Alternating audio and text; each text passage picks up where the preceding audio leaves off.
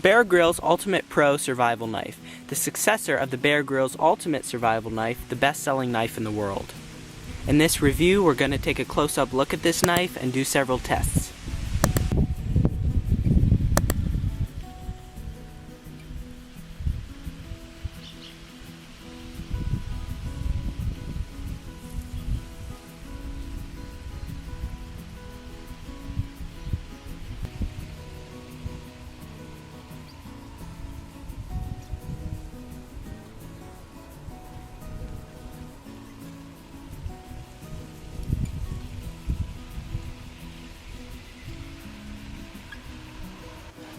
Here's a close-up look at the sheath.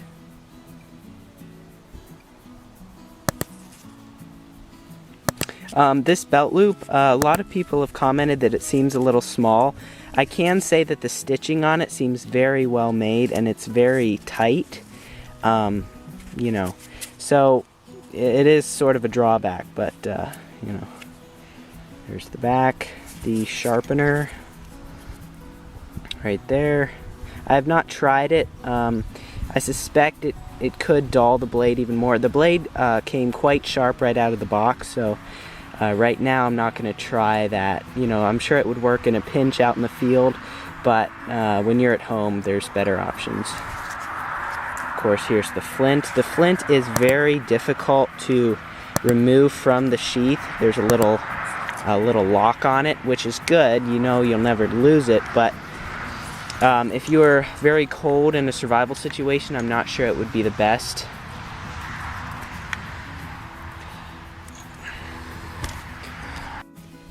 Okay, so I finally got the flint out of the case. We're going to light a Vaseline-soaked cotton ball with the flint. I will say that the flint does seem a little awkward to use just because it is such a small diameter. With the bigger flints like the Swedish fire steels, they're much more easy to use, but this is certainly doable.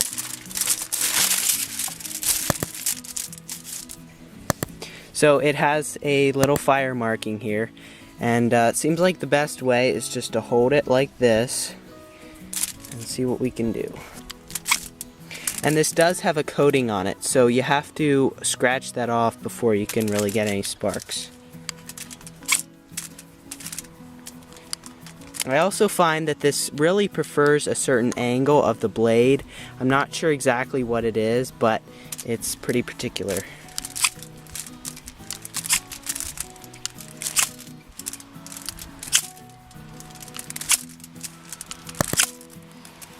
So there we go.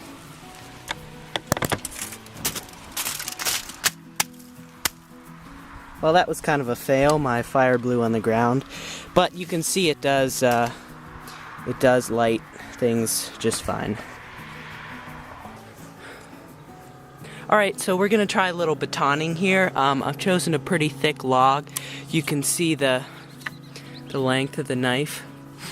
So we're going to see what happens.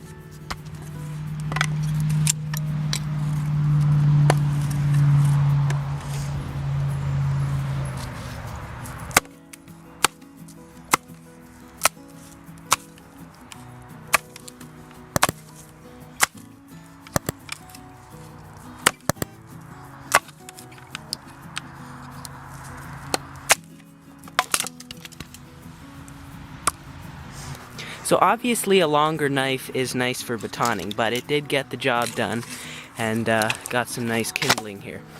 So there's the knife afterward.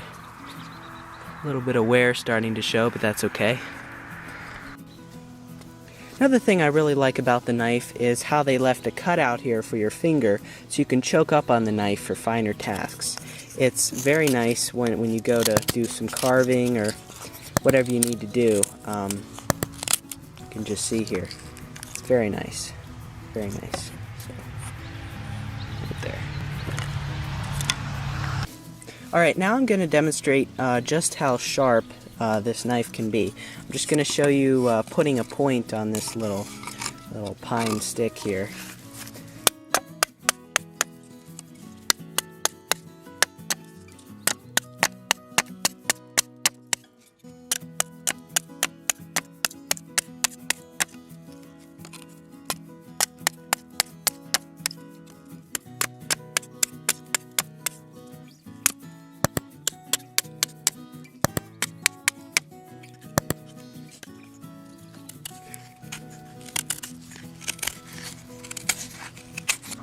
So you can see just how fast I put a point on this. It's not hard at all. Has lots of chopping power.